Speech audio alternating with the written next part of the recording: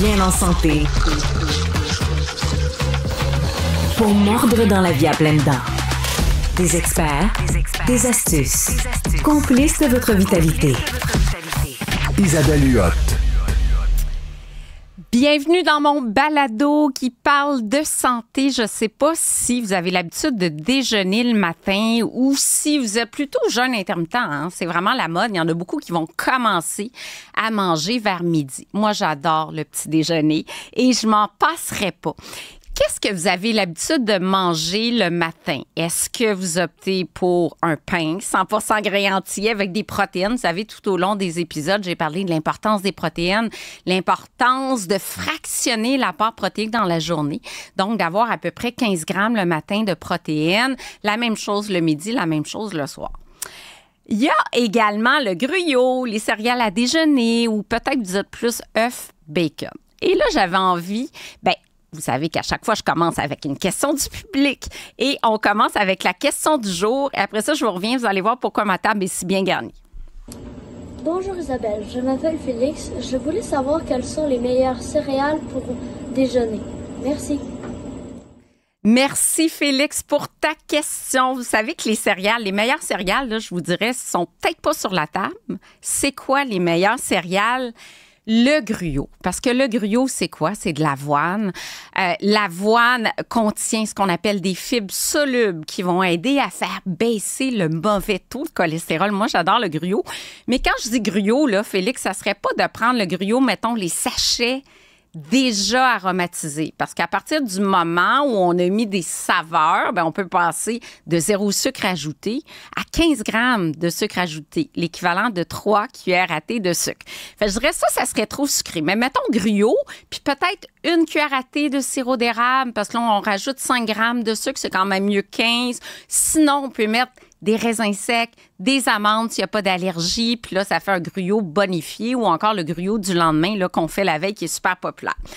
Maintenant, si je passe aux céréales, il y a tellement de choix sur le marché, puis j'ai eu beaucoup de plaisir à acheter pour les gens qui nous écoutent sur YouTube ou encore à la télé, toutes sortes de céréales, des bons choix, des moins bons choix.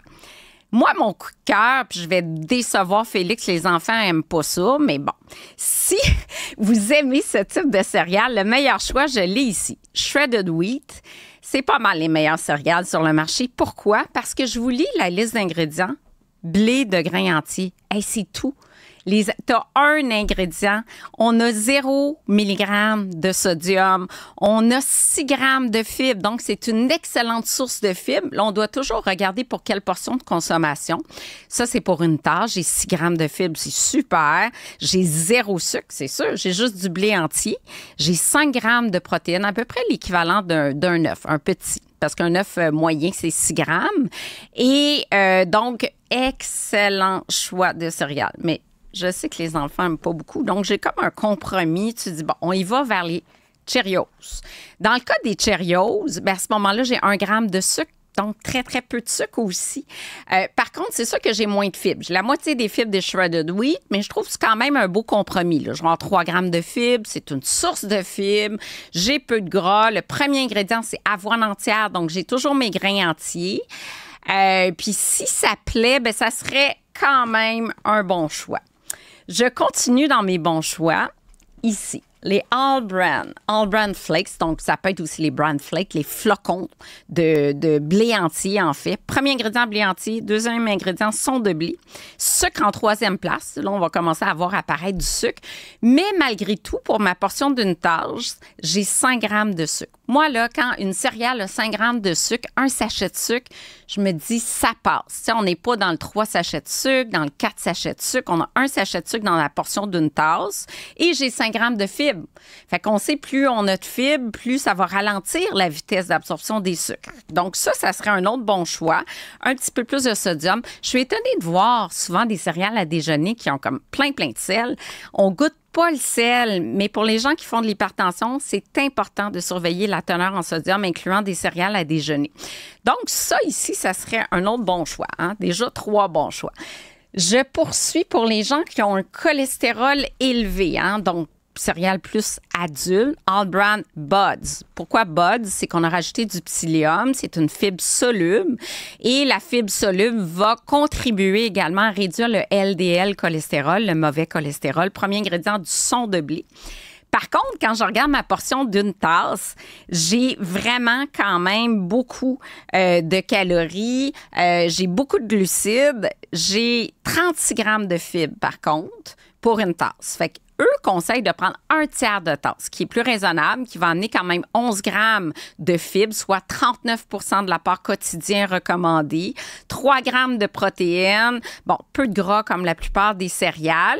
Et puis, ben, côté sucre, 8 grammes, un sachet et demi de sucre à peu près.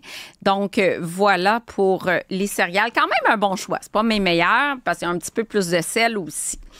Maintenant, j'arrive, puis là, je suis sûre que vous avez des questions ici. J'arrive vers les céréales Vector. J'ai eu tellement de questions sur les céréales Vector en disant, bon, moi, je prends ça parce qu'il y a beaucoup de protéines. Regardez ici, sur le dessus, pour les gens qui nous écoutent sur YouTube, c'est écrit 13 grammes de protéines. Mais là, attention, en bas, c'est écrit substitut de repas. Donc, c'est vendu comme une barre substitut de repas. Genre, je mange pas, ça remplace un repas. Mais le 13 grammes de protéines, en fait, c'est si on l'accompagne de lait, 3/4 de tasse de lait. Attendez, c'est très petit, mais c'est si je l'accompagne de 3/4 de tasse de lait écrémé, j'ai mon 13 grammes de protéines. Mais si c'est pas la céréale en soi qui est 13 grammes de protéines, c'est le combo avec le lait. Fait que je trouve ça quand même un peu trompeur, sachant qu'aujourd'hui, les gens délaissent beaucoup le lait pour se tourner vers les boissons végétales. Puis on a plein de boissons végétales, amandes, boissons de riz, etc., qui ont 1 seul gramme de protéines. Dans ma céréale en soi, qui est déjà une portion de référence plus grande, on parle d'une tasse et quart, je n'ai que 5,6 grammes de protéines. Fait que si je prends du lait d'amande, par exemple, ben, je vais avoir 6,5 grammes de protéines. Ça ne sera pas mon 13 grammes qui est sur le devant de l'emballage. Donc, il faut être prudent. C'est une céréale pour les gens sportifs parce qu'il y a plus de glucides, il y a quand même pas mal de sucre. Oui, il y a 22 vitamines et minéraux. Bon, on n'a pas le temps de manger, on prend ça. Peut-être, mais ça ne serait pas le meilleur choix. Donc, voilà pour les Vector. Ça, c'est un autre choix compromis. Donc, j'ai des céréales ici qui s'appellent Square à l'avoine, céréales croquantes de Quaker. Et là, on a, 7 grammes de protéines, donc une belle portion de protéines, toujours mon 5 grammes de fibres et 8 grammes de sucre. Donc, c'est vraiment ma céréale compromis, encore une fois, avec 8 grammes de sucre, l'équivalent d'un sachet et demi de sucre à peu près. J'ai toujours des éditions limitées de certaines céréales, dans le cas de Cheerios, avec fraises et bananes. Donc ça, peut-être que Félix apprécierait. Avoine entière comme premier ingrédient, encore une fois, sucre en deuxième. Et là, ce qui est intéressant, c'est que j'ai des purées de bananes, purées de fraises, donc c'est pas des saveurs artificielles, j'ai les vrais fruits. Et ce que j'aime, c'est que du point de vue de la coloration, ben c'est coloré avec du jus de radis et de fraises concentrées, des arômes naturels. Donc, on n'est pas dans les colorants artificiels. Là, vous me voyez venir, j'arrive dans les moins bons choix pendant que je débarrasse tranquillement ma table. Ça, c'était mes céréales que je capotais quand j'étais petite. Moi et mon frère, on pouvait finir la boîte là, en céréales lait. Puis après ça, encore des céréales, finir son lait. Puis encore du lait pour finir les céréales. Vous voyez le genre, les honeycombs. Puis là, je pensais que c'était plus sucré que ça. Je pense qu'ils ont revisité la recette parce que dans une tasse de honeycomb, j'ai 8 grammes de sucre. J'étais vraiment surprise, mais j'ai pas beaucoup de fibres. Hein. J'ai 1 gramme de fibres. Puis malgré ça, ben c'est pas des céréales que je recommanderais, mais c'est un petit clin d'œil à mon enfance. Là, j'arrive dans les Fruit Loops. Hein. On le sait, c'est coloré. Ils ont vraiment amélioré quand même la valeur nutritive des céréales dans le sens... Pas que c'est moins sucré, là, parce que j'ai quand même 14 grammes de sucre dans ma portion d'une tasse. En termes de colorants, on a travaillé avec des colorants plus naturels. Mais attention, petite attrape, je m'étire le bras. Voilà. Alors, voyez-vous, j'ai mes Fruit Loops là, qu'on connaît. Moi, quand il y a des personnages d'animaux, honnêtement, ça devrait être interdit. Parce que quand tu fais l'épicerie avec un enfant puis qu'il voit des personnages colorés, ben là, ça donne vraiment « Ah, maman, je veux ça, maman, je veux ça ». Honnêtement, on devrait retirer tout personnage sur le marketing alimentaire sur un lieu de vente, ça devrait être interdit. Et bon, on voit ici que c'est le cas. La liste d'ingrédients moyenne dans le sens il y a de l'huile de copra hydrogénée. Mais colorant, c'est du jus de carotte concentré, du curcuma, du jus de melon d'eau. Puis là, il y a du stevia. Comment ça qu'il y a du stevia dans une céréale pour les enfants qui apporte 14 grammes de sucre? Celle-là, je la comprends pas. Probablement pour réduire le sucre puis donner quand même le goût sucré. Mais comme j'aime pas vraiment les édulcorants, surtout pas chez les enfants, dommage parce qu'on a senti l'effort de l'industrie du point de vue des colorants. Mais là, tu arrives avec une édition limitée avec des guimauves comme ça. Quelle déception! Premièrement, on a 3 grammes de sucre de plus, donc on est à 17 grammes de sucre. Mais là, on est revenu dans les colorants artificiels. Dans ma liste d'ingrédients, j'ai du rouge allura, de la tartrazine, du jaune de soleil, du bleu brillant. Je vous ai dit que les colorants artificiels étaient possiblement liés à l'hyperactivité chez les enfants. C'est une céréale pour les enfants.